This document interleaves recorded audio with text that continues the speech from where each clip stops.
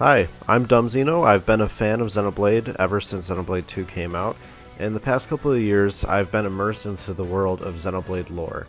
In this series, I'm going to be doing my best to explain some of the things that we didn't get explicit answers for in Xenoblade 3 and Future Redeemed.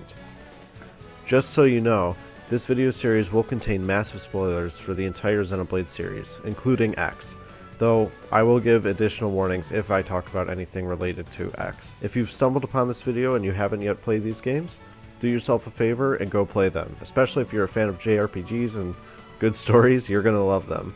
I recommend playing them in the order that's on screen now.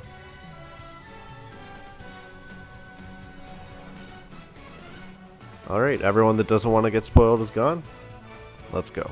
I would also like to note that I have played all of the Xenoblade games and their expansions, though I haven't played any of Xenosaga, and I'm only partway through Gears, so I can't really give much insight as to the connections that come at the end of Future Redeemed, aside from the X connections. So in this first video I'm going to be going over the concept of the Spirit of the World, which I'll be referring to as the World Spirit from here on out, along with the concept of avatars. First, I do want to establish some questions that I am going to set out to answer in this video. So, first of all, why did Shulk and Rex have to become avatars at the end of Future Redeemed, aside from the fact that they wanted to extend the lives of their children? Why couldn't A have just become the avatar by themselves, while Shulk and Rex stayed in Ionios? Also, do Numa and Logos have avatars in Ionios? Some other questions will come up along the way, but we'll answer those as we get to them. And we will revisit these questions at the end of the video and give answers. Seems like there's not that many questions, but actually it is pretty complicated. So let's go into it. So the World Spirit is something that has existed at least as early as Klaus's experiment, but was really only revealed to exist at the end of Future Redeemed. The World Spirit is an entity with seemingly no will of its own. It exists for the sole purpose of keeping the world from falling apart. The World Spirit is definitely necessary for both the world of Bionis and Ionios, but it's possible that All Rest does not have a World Spirit. We see the World Spirit come into play at the end of Xenoblade 1, but it really is never brought up in 2 in any way. In my opinion, the World Spirit is most likely not needed for All Rest, since as far as we know, it was not artificially created, unlike the world of Bionis and Ionios. The World Spirit cannot exist by itself. It needs an avatar or vessel to inhabit, similarly to Zanza and Ontos. Unlike Zanza and Ontos, without an avatar, the world will quickly collapse, so if the avatar is destroyed, it has to be replaced very quickly. When the Xenoblade 1 universe was created, Zanza was made the avatar. Without Zanza, the world was not able to exist. This is why at the end of Xenoblade 1, Ontos reminds Shulk multiple times that the world does not have much time remaining in its current state, as the World Spirit needed another vessel to replace it. Shulk decided that the world should have no god, and thus Ontos becomes the avatar in place of Zanza. It should be noted that after Ontos becomes avatar and the conduit disappears, at that point, Ontos becomes Alpha. I'm not going to be going into too much depth right now about what's happening with Ontos and Alpha, but for now, just take my word that Alpha is going to design most of Origin. This becomes necessary later on. Fast forwarding all the way into Ionios in the city, where Alpha has manipulated Nile and is preparing to depart, Gondor uses Numa and the Sword of the End to attempt to split Nile from Alpha, but fails and instead only manages to split Alpha and A. This is important for multiple reasons, but just focusing on the World Spirit part of things, it doesn't affect the stability of the World Spirit. The World Spirit at this point is not in any trouble of collapsing. Alpha is still a perfectly fine candidate for Avatar, as they are even without A, so just keep that in mind. Fast forwarding once again to the end of Future Redeemed, Alpha's defeated and the World Spirit needs to be replaced. However, this time, A is not sufficient by themselves to fulfill the role of Avatar, and even then, after becoming the Avatar, they don't have power over Origin like Alpha did. This wasn't elaborated on much, but I can see a couple reasons for this. So in Future Redeemed, Alpha and A are depicted as two halves of Ontos. This can be seen because in the beginning of Future Redeemed, you see that Alpha has two wings, whereas after A and Alpha split, you can see that both of them only have one wing each. Despite the symbolism, I don't believe the two halves are equal. A certainly does retain some of the abilities of Ontos, like wielding a Minato and having visions, but I believe that A is actually a lesser version of Ontos. This is because when A split from Alpha, the World Spirit was not put in jeopardy. If whatever part of Ontos that made it fit to be Avatar was within A, then at that point, the world spirit would be thrown into jeopardy, and Alpha would have to find another avatar in addition to Na'el. But since we know that Na'el was the only avatar he needed, and it was made pretty clear that Na'el had nothing to do with the world spirit, it was really just to amplify the power of Alpha himself. So we can assume from that whatever part of Ontos that makes it able to be the avatar is within Alpha and not within A. So with that in mind, after Alpha is defeated, something then needs to compensate for that loss of whatever makes Ontos fit to become the avatar. And that something is Shulkin Rex. That does beg the question though, why was Alpha able to have so much power while being the avatar by himself, even able to overcome Mobius? And on top of that, how was Zanza by himself sufficient to become the avatar, if he is not even one of the Trinity processors? My theory is that the Ark, essentially the Heart of Origin, which also contains the World Spirit, was designed specifically for that purpose of holding the World Spirit. And like I mentioned before, Alpha designed Origin, so A, Shulk, and Rex individually would probably be more than fit to become the World Spirit before it was contained in Origin, just like Zanza was. But now that the World Spirit is put into this container in Origin, designed specifically for Alpha, compensation is needed to overcome that new limitation. And that compensation comes in the form of more avatars and less ability. Though do remember that A says their hope will surely live on. So this means that they don't have no effect now. Certainly there is an effect, but really their ability is a tiny fraction of what Alpha had as the avatar. Okay, so that mostly explains the World Spirit and its history, but what about Logos and Numa?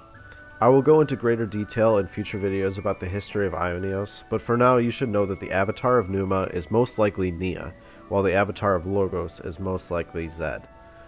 There's a whole other video's worth of context I could add to this, but for right now, I'm just going to leave a few of the main things that support this. So for Numa and Nia, we see that Nia and her Life Stage class wield the Pyra and Mythra swords from Xenoblade 2, including this Numa Core Crystal. This is important because even Rex's blade didn't have the Numa Core Crystal on it, and that indicates to me that there is definitely a reason that those crystals make an appearance on her blade. It's also important that that Core Crystal appears on other characters when they equip the Life Stage class, as opposed to how Noah's Sword of the End, and assumedly Numa, which is inside his sheath, don't appear when other characters equip Noah's class. And really there's only two possibilities that I can see for why this is different from Nia. Either the swords are just complete fabrications including the Core Crystal, so it doesn't really mean anything, they're just fake swords made up using Nia's ability to respect her sister wives or whatever. Or Nia is the Numa avatar. And obviously we don't get a ton of explanation on how being the avatar of an Aegis works in Ionios, but I think it's pretty safe to assume that as the avatar of Numa, which is also the conductor of Ouroboros, that power of Numa through Nia's class could also be lended to the other Ouroboros through Nia's ability as the avatar. We also know that Numa is essentially the conductor of the power of Ouroboros, and of course Nia is heavily involved with Ouroboros in the form of providing the Ouroboros stones. As for Logos and Zed, there's less direct evidence than Nia, as we don't ever actually see the Logos Core Crystal inside of Ionios. However, the fact that Console Wise states that all Mobius are Zed's avatars was kind of the tipping point for me, along with other context. So as far as we know, avatars are really only a thing for the World Spirit and for the Trinity processor. Everyone we've seen who becomes an avatar inside the Xenoblade series is connected to a Trinity processor in some way. For example, in Xenoblade 1, Zanza is essentially working under the providence of Ontos, and that's why he is able to have an avatar in the form of Shulk and Arglist earlier on. This is comparable to how Zed is lending his power to the consoles, only now Zed is working under the providence of Logos. It's never explicitly stated in Xenoblade 3, but the only time we see the Mobius cores be destroyed is with an Aegis crystal. And I'm pretty sure this actually only happens in Future Redeemed. First, when A kills the two consoles in the beginning, and also when Matthew kills Console W while Shulk and Rex are destroying the flame clocks. This is pretty important because, using context, we can see that Aegis crystals really can only be destroyed by other Aegis crystals. Going back to Xenoblade 2, we only see the Aegis crystal damaged twice, and it's only the Logos crystal. We see The first time happened in Torna when Mithra defeats Malos, and then the second time is at the end of Xenoblade 2, again when Numa defeats Malos. Both times the crystal is either damaged or in the end of Xenoblade 2 actually completely destroyed. And then also we see in Future Redeemed N, who by the way, I do believe N wields Logos. This is different from the Avatar, just like how Noah is not the Avatar of Numa. This is complicated and I will explain it in a future video, but just trust me, for now, N wields Logos. Logos and the Sword of the End is able to damage the Otos Core Crystal. Of course, somehow Alpha was able to repair that pretty quickly, but I'm pretty sure that's the only time we see the Aegis crystals being damaged in any way in the entire series.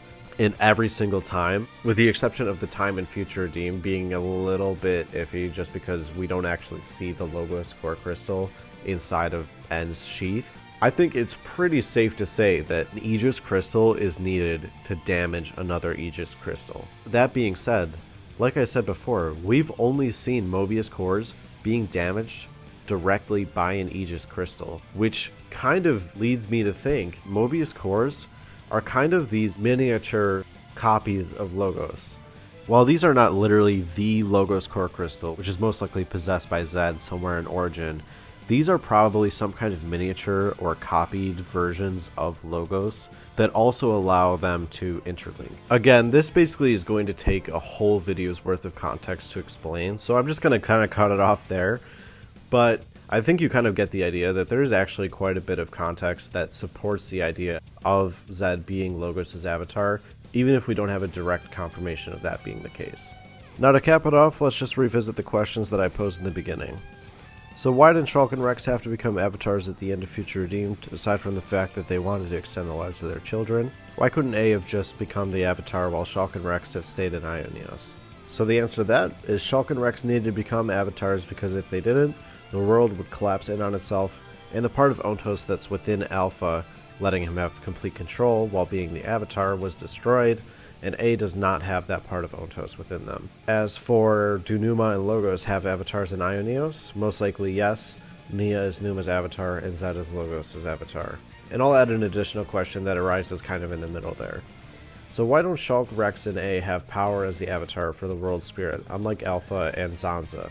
Because Alpha designed Origin in order to have complete control over it, A, Shulk, and Rex are making up for the fact that the Ark was specifically designed to hold Alpha as the avatar. And so then because of that, they don't hold nearly the same amount of power as Alpha did, or as Zanza did before the world spirit was contained within Origin.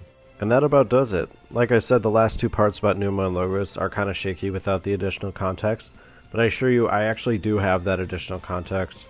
I just have to compile it neatly and make some videos on it. I do also want to say these videos are just my opinion. You don't have to agree with them or anything. I'm just doing this for fun because I love Xenoblade.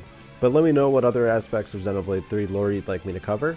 So far I plan to make videos on Alpha and what exactly happened before Ionios was created, the Sword of the End and Ouroboros Stones, history of Ionios before Future Redeemed, and even how the main cast of Xenoblade 3 base game came to be. So yeah, see you later.